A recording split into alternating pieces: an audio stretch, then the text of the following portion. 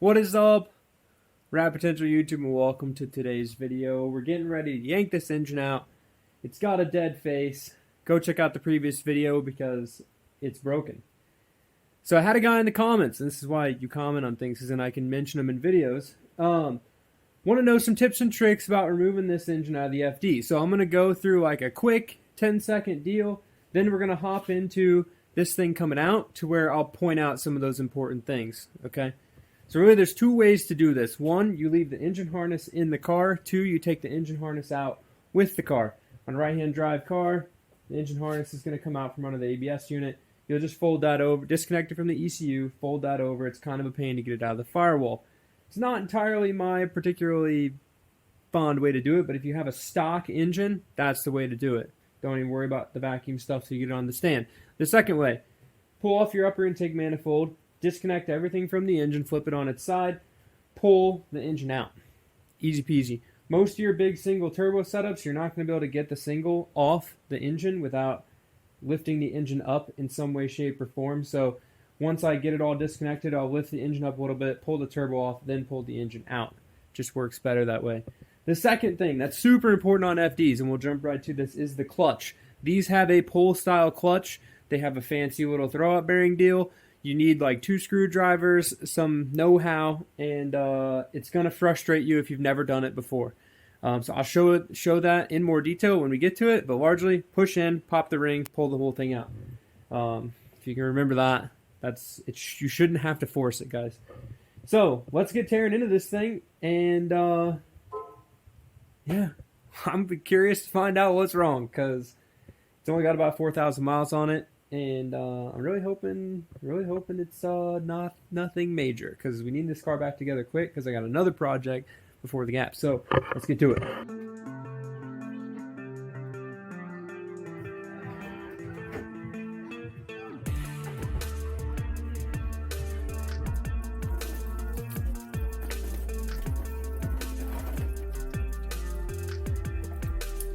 Alright guys, when you get your upper intake manifold off, don't forget intake air temp sensors on the bottom. Right there. Don't forget to unplug that. Empty your catch can.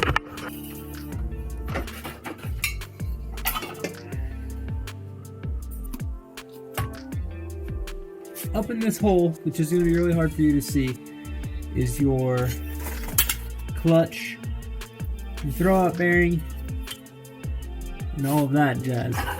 Okay, so I really don't know if you guys are going to be able to see this. If so, I will put some text on the screen to show you. There's a little collar in front of your throwout bearing. What you need to do is push the throwout bearing into the clutch very tightly and then hold the collar against the clutch and then pull the throwout bearing out of the collar. I'll show it to you when we get out of the car as well. Aha! I'm not one to say that I've done that a few times, but I've banged my head against the bottom of transmissions a long time to learn how to do it that fast.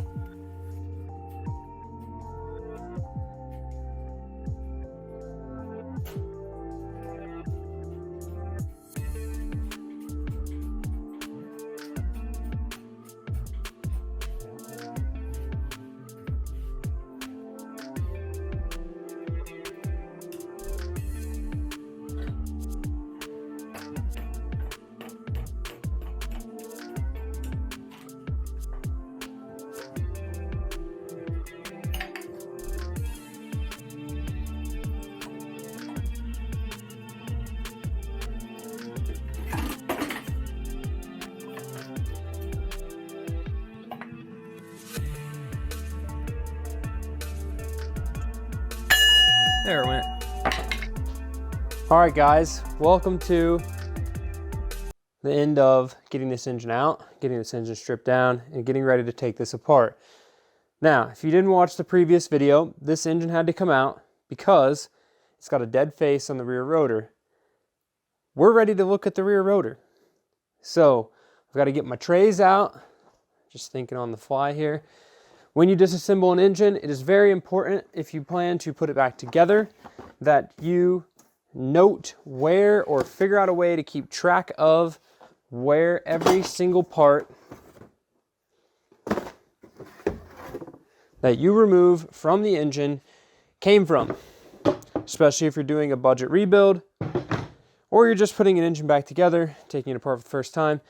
Every seal that goes on the rotor, everything that goes into the engine has a place, right? And you took it out of its place. So it's best, if you're going to put it back together, to put it back in the right place. Now, rear, I have a little tray. If you haven't seen these before, if you've been along the channel, you know. I have a little way to keep track of my side seals and stuff. 1, 2, 2, 3, 3, 1, this, and this.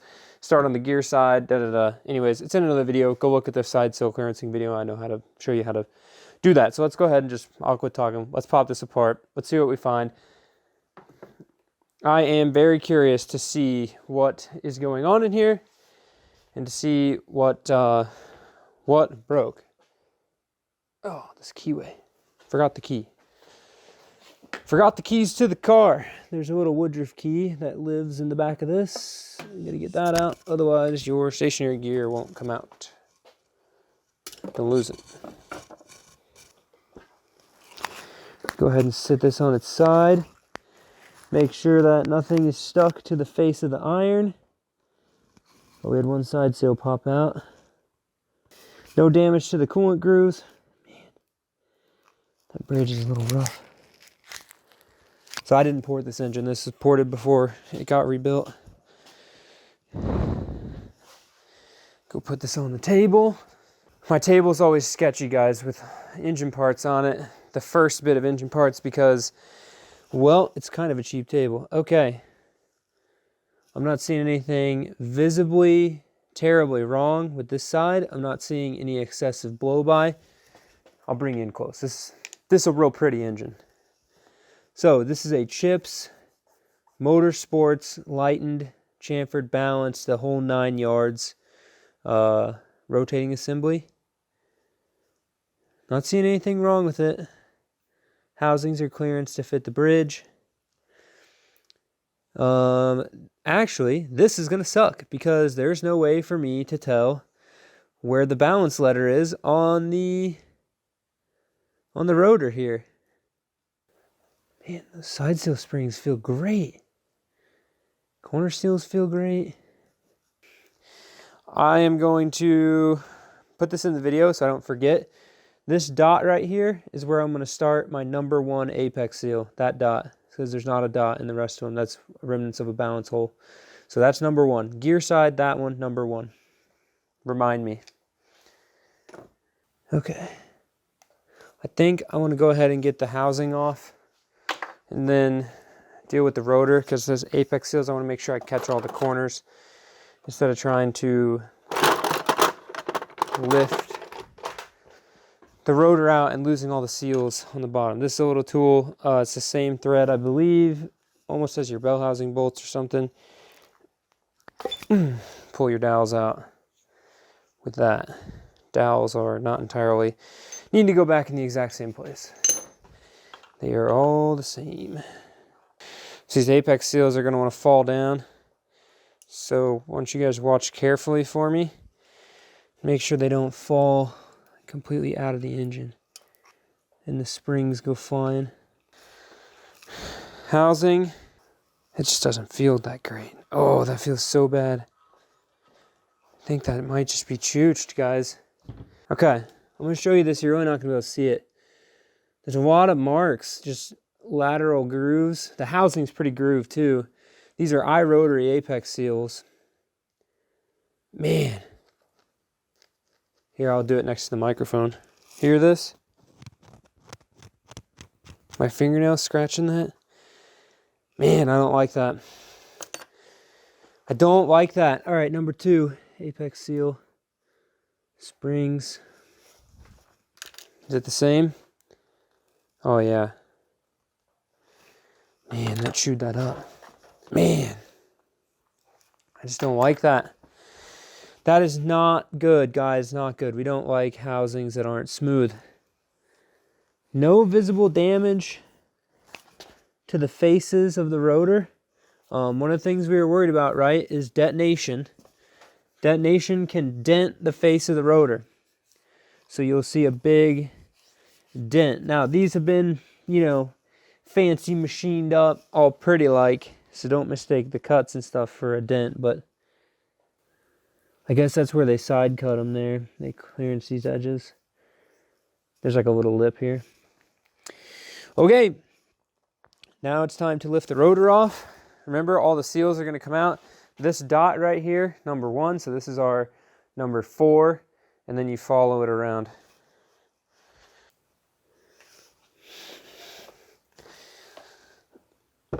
Okay. Oh. We found the problem, guys.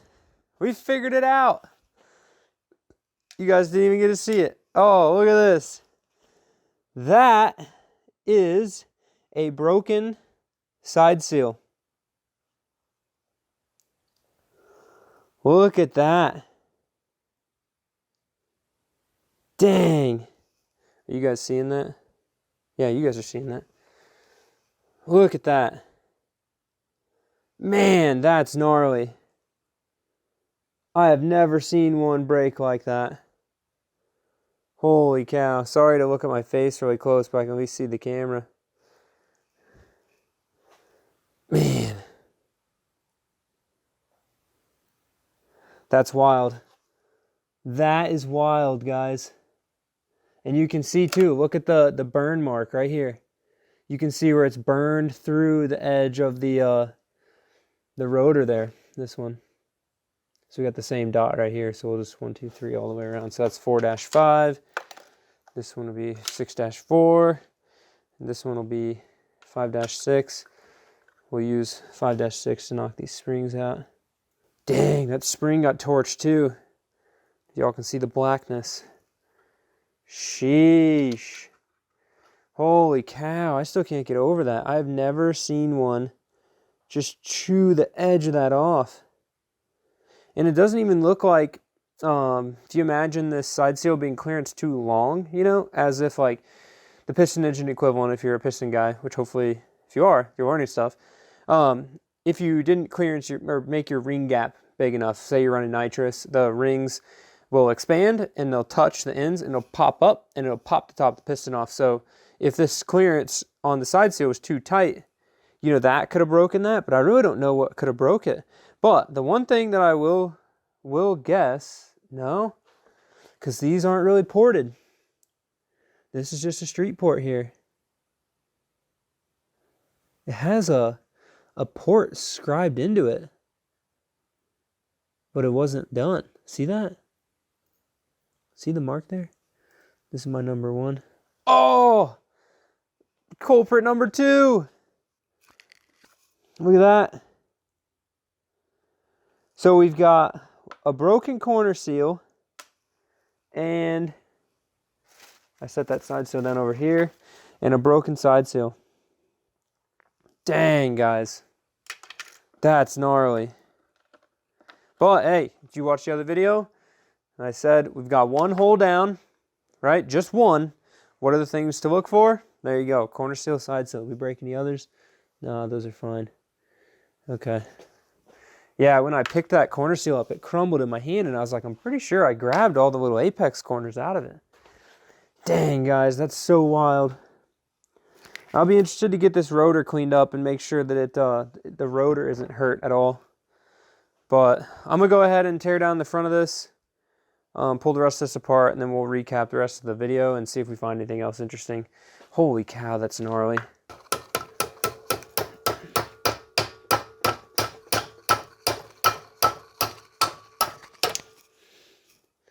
Sheesh. That one wasn't enthused. Okay. I went in way harder for that one and that just slid right out. Alright guys, we got this thing all apart. A few things I want to show you before we recap the whole deal. Okay, you heard me talking, I was taking this thing apart, that these housings are raked up pretty good. You saw me run my fingernail across the apex seal and show you the grooves. I don't know if you can see it from here. See all those score marks in there? That's not good, okay? Now, these housings don't have much edge wear. There's no flaking, you know, so edge wear is this black line right here is the chrome flaked off. There's no major flaking, but I don't know if you can hear this. Hear how scratchy that is? That is just not ideal. These housings, this one's worse. It's just not good. It's not good. I don't have a good example handy to show you, but it should sound just like these irons. Okay, listen.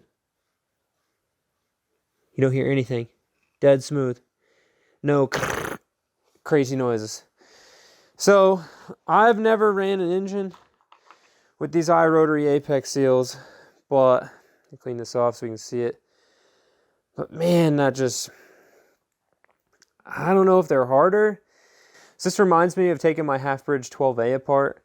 I took it to the Dragon, and it was definitely running that big 50 Weber. We were raging the heck out of this thing at the Dragon, 12A big Weber, and just running lean on decel a lot, and ended up cracking a corner seal when it cooled down. So the engine was running fine. We shut it off, and then kind of just it cooling off from being so hot.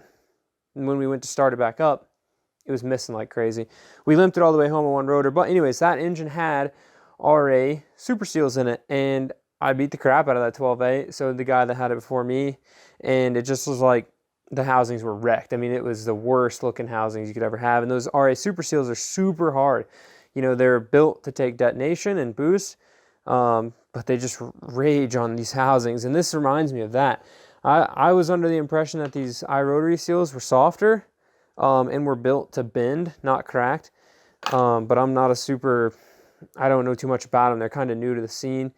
But that's something I don't really like about this. I'm not going to want to put this engine back together with these housings. It's just, I wouldn't even really put this engine back together for me with these housings. I mean, it's just not that good. And I say that only as if, like, you know, you always want the work you do for somebody else to be better than you know, the best you can be, right? So, you know, if I had this set of housings laying around and wanted to just throw an engine together to run and beat the crap out of it, maybe we'd use them because the chrome's not flaking off. If you use a soft enough apex seal, it'll kind of groove itself back to these housings, but you'll have low compression to start. I mean, it just won't be easy to start. It won't fire right up the first time, but anyways, short ramble. This breaking the side seal, it's this one, right? Still is just appalling to me. When I cracked the corner seals in that 12A, the side seals were fine. It was just the corner seals were split. And that engine was hurt. But I've never seen one do this. If you've seen one break like this before, where it breaks the corner out, let me know in the comments below, because I'm curious if you knew or know why that happened. It doesn't really look like, you know, I thought detonation, especially with how abusive we are to this one. Man, maybe there is some detonation, guys. Look at, can you see the contour of the rotor right here? So this face, y'all ain't gonna be able to see that. That face has a dent. Maybe you can. A little dent right there. What's the next one? Does it have the same dent? Man, I can feel a similar dent in this one. Look at that mark. Maybe that's just where they've clearanced this. Yeah. I don't know, man. That one side feels like it's got a dent in it. This feels like it's got a dent. That's definitely a dent. That is not machining. Man, need a rag to wipe this off.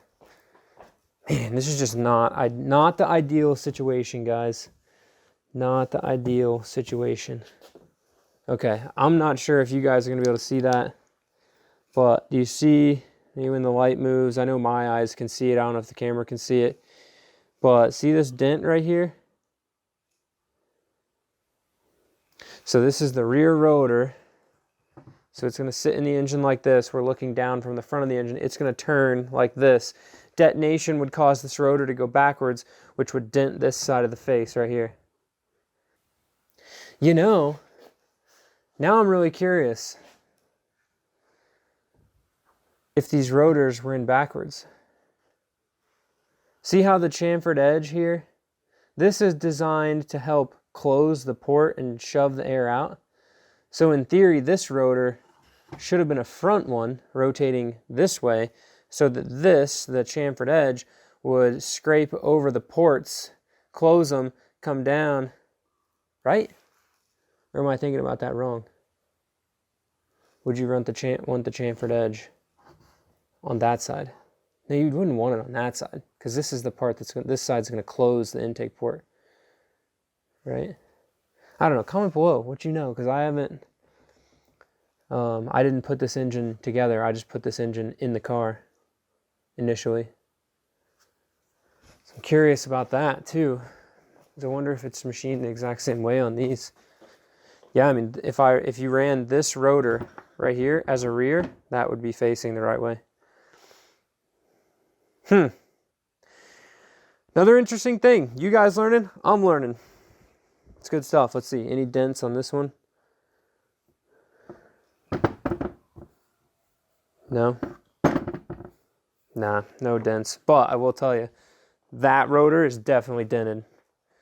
It definitely has a dent in the face right here. And let's see, if we recall our dots, right? This is the non-gear side. The non-gear side, the dot. This seal is 4.5. So this is the seal that would have been right here, guys. This is the side seal that was here. You can see the burn marks. That was on this side. And that dent is where that seal got burnt up.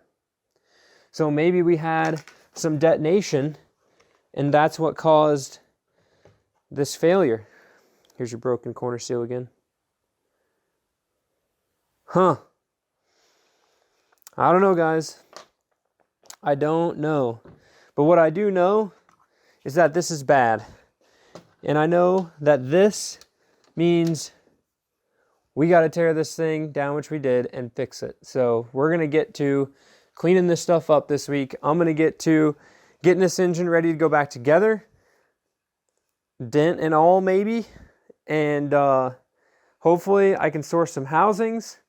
And hopefully we can get stuff cleaned up. So I am not going to be filming an in-depth reassembly video. Okay, I already filmed a couple months ago. If you want to learn how to build one of these engines, I already filmed an in-depth how to build your rotary engine video. It's like 55 minutes long. It'll show you everything to stack your engine. Go check that one out. I've already got videos as well on the channel about how to clearance side seals, assembling a rotor, prepping your irons, what irons you can use. There's all sorts of good learning stuff on there, so go check those videos out. In addition, because this is going to be a little bit of a holding period this week, I have some videos filmed. We'll go drive the RX-8 this week, and you're going to get fired up to see this car that my buddy Josh brought up here a while back. Let me ride in it. It was one of the scariest versions I've ever ridden in, so get fired up for that. But with that, guys, as usual, comment below with any questions. I love reading the comments, love seeing what you guys are asking about, questions and tips and tricks and stuff on these things, because we're all learning together.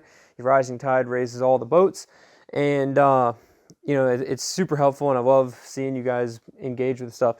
In addition, if you have a friend that knows about this stuff, share the videos with them. The more people we can get to watch the videos, to hang out on the channel, the more information we can collectively know.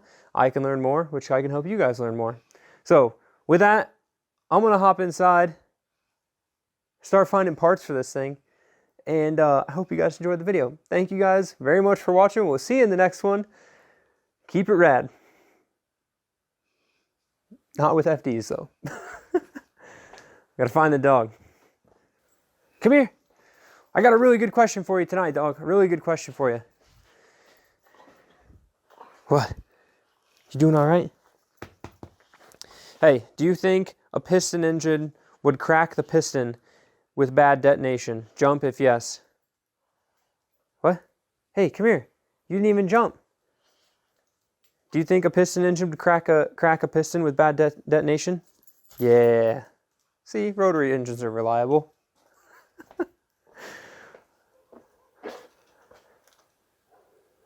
Peace, guys.